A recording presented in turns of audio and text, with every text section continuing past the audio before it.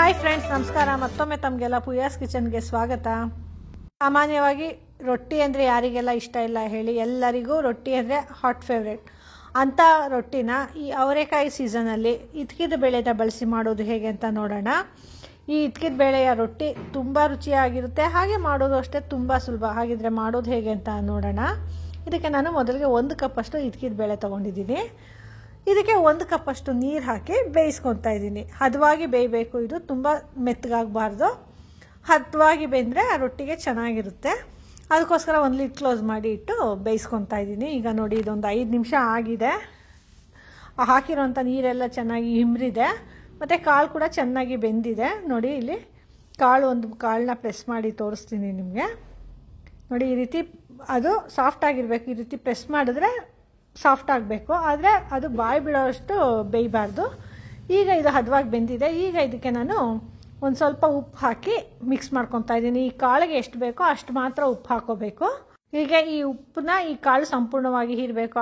ಈ ರೀತಿ ಸ್ವಲ್ಪ ಚೆನ್ನಾಗಿ ಮಿಕ್ಸ್ ಮಾಡ್ಕೊಳ್ಳೋಣ. ಹೀಗೆ ಈ ಕಾಳೆಲ್ಲ ಉಪ್ಪು ಹೀರಿದ ನಂತರ ಇದನ್ನು ಸ್ಟವ್ ಆಫ್ ಮಾಡಿ ನಂತರ ಮಸಾಲೆಗಳನ್ನೆಲ್ಲ ಹಾಕ್ಕೊಳ್ಳೋಣ. ಇದಕ್ಕೆ ಮೊದಲಿಗೆ ನಾನು 2 ಕಪ್ಪಷ್ಟು ಅಕ್ಕಿ ಹಿಟ್ಟು ಹಾಕ್ಕೊಂಡಿದ್ದೀನಿ.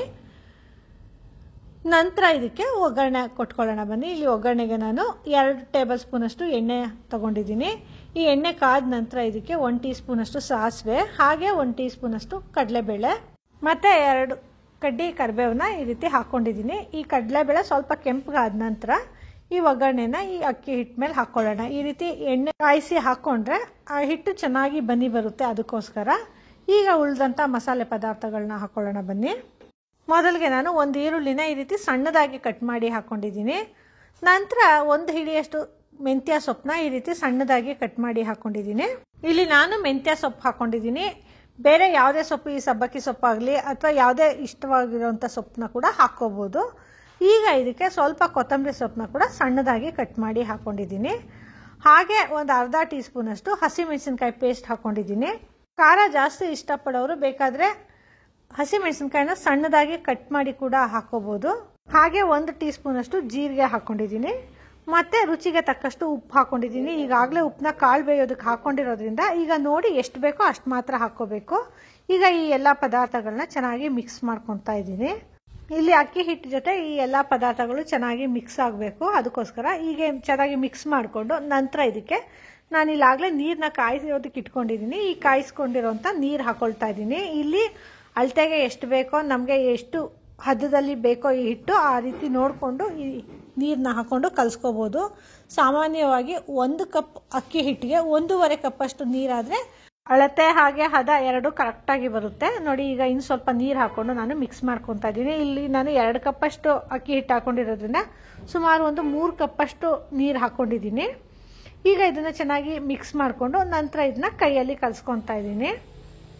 ಈಗ ಕೈಯಲ್ಲಿ ಕಲಿಸೋದ್ರಿಂದ ಚೆನ್ನಾಗಿ ಈವನ್ ಆಗಿ ಮಿಕ್ಸ್ ಆಗುತ್ತೆ. ಹಾಗೆ ಹಿಟ್ಟು ಕೂಡ ಚೆನ್ನಾಗಿ ಬನ್ನಿ ಬರುತ್ತೆ. ರೊಟ್ಟಿ ತಟ್ಕೊಳ್ಳೋದಕ್ಕೆ ಹದ ಕರೆಕ್ಟಾಗಿ ಗೊತ್ತಾಗುತ್ತೆ. ನೋಡಿ, ಈಗ ಈ ಹಿಟ್ಟನ್ನೆಲ್ಲ ಕಲಿಸ್ಕೊಂಡಿದ್ದಾಗಿದೆ.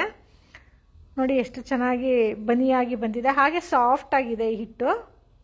ನೋಡಿದ್ರೆ ಅವರೆಕಾಳು ಕೂಡ ನೋಡಿ ಅಲ್ಲಿ ಎಷ್ಟು ಚೆನ್ನಾಗಿ ಕಾಣಿಸ್ತಾ ಇದೆ. ಈಗ ಇದನ್ನು ಪಕ್ಕಕ್ಕಿಟ್ಟು ರೊಟ್ಟಿ ಬೇಯಿಸೋದಕ್ಕೆ ಹೆಂಚು ಸಿದ್ಧ ಮಾಡ್ಕೊಳ್ಳೋಣ ಬನ್ನಿ. ಇಲ್ಲಿ ನಾನು ಸ್ವಲ್ಪ ಎಣ್ಣೆ ಸವರಿ ಈ ಹೆಂಚನ್ನ ಕಾಯೋದಕ್ಕೆ ಇಟ್ಕೊಂಡಿದ್ದೀನಿ. ಹಾಗೆ ಸ್ವಲ್ಪ ಎಣ್ಣೆ ಹಾಕ್ಕೊಂಡು ಈ ರೊಟ್ಟಿ ತಟ್ಟುವಂಥ ಪೇಪರ್ಗೂ ಕೂಡ ಗ್ರೀಸ್ ಮಾಡ್ಕೊತಾ ಇದ್ದೀನಿ.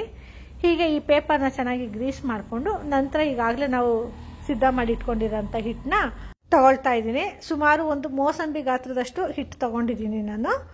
ಈ ಹಿಟ್ಟನ್ನ ತಗೊಂಡು ಈಗಾಗಲೇ ಗ್ರೀಸ್ ಮಾಡ್ಕೊಂಡಿದ್ದೀವಲ್ಲ, ಈ ಪೇಪರ್ ಮೇಲೆ ಇಟ್ಕೊಂಡು ಈ ರೀತಿ ತಟ್ಕೊತಾ ಇದ್ದೀನಿ. ನೋಡಿ, ಹಿಟ್ಟು ಎಷ್ಟು ಬನಿಯಾಗಿದೆ. ನಾನು ತಟ್ತಾ ಇದ್ರೆ ಎಷ್ಟು ಚೆನ್ನಾಗಿ ಹರಡ್ಕೋತಾ ಇದೆ ರೊಟ್ಟಿ.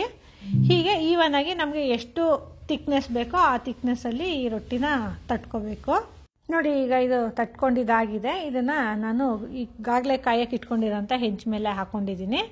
ನೋಡಿದ್ರೆ ಎಷ್ಟು ಚೆನ್ನಾಗಿ ಈ ಪೇಪರ್ ಬಿಟ್ಟು ಬರ್ತಾ ಇದೆ. ಹೀಗೆ 1 ನಿಮಿಷ ಬಿಟ್ಟರೆ ಸಾಕು, ಅದು ಚೆನ್ನಾಗಿ ಬಿಟ್ಟು ಬರುತ್ತೆ. ಈಗ ಇದಕ್ಕೆ ಒಂದು ಪ್ಲೇಟ್ ಮುಚ್ಚಿ 1 ನಿಮಿಷ ಬೇಯಿಸ್ಕೊಳ್ಳೋಣ. ಇದು ಸುಮಾರು 1 ಇಂದ 1.5 ನಿಮಿಷ ಬೆಂದರೆ ನೋಡಿ ಇಲ್ಲಿ ಈ ರೀತಿ ಚೆನ್ನಾಗಿ ಗರಿ ಗರಿಯಾಗಿ ಬೇಯುತ್ತೆ. ಈಗ ಇದನ್ನು ತಿರುವು ಹಾಕ್ಕೊಳ್ಳೋಣ. ಈ ರೀತಿ ತಿರುವು ಹಾಕ್ಕೊಳ್ಳೋದಕ್ಕೆ ಈ ರೀತಿ ಸುತ್ತು ಬಿಡಿಸಿ ನಂತರ ಈ ರೀತಿ ತಿರುವು ಹಾಕ್ಕೋಬೇಕು. ನೋಡಿದ್ರೆ ಎಷ್ಟು ಚೆನ್ನಾಗಿ ಕಾಣಿಸ್ತಾ ಇದೆ ಅವರೆಕಾಳು. ಬೆಂದಿರೋಂಥ ರೊಟ್ಟಿನಲ್ಲಿ ಅವರೆಕಾಳು ಎಷ್ಟು ಚೆನ್ನಾಗಿ ಎದ್ದು ಕೊಡ್ತಾ ಇದೆ. ಈಗ ಈ ರೊಟ್ಟಿನ ಎರಡು ಕಡೆ ಬೇಯಿಸ್ಕೊಂಡಿದ್ದಾಗಿದೆ. ಈಗ ಒಂದು ಪ್ಲೇಟ್ಗೆ ತೆಗೆದಿಟ್ಕೊಳ್ಳೋಣ. ನೋಡಿ, ಇಲ್ಲಿ ಮಾಡ್ಕೊಂಡಿರೋಂಥ ರೊಟ್ಟಿ ತೋರಿಸ್ತಾ ಇದ್ದೀನಿ. ಅವರೆಕಾಳು ಎಷ್ಟು ಚೆನ್ನಾಗಿ ಕಾಣಿಸ್ತಾ ಇದೆ ಆ ಇದ್ಕಿದ ಬೇಳೆ.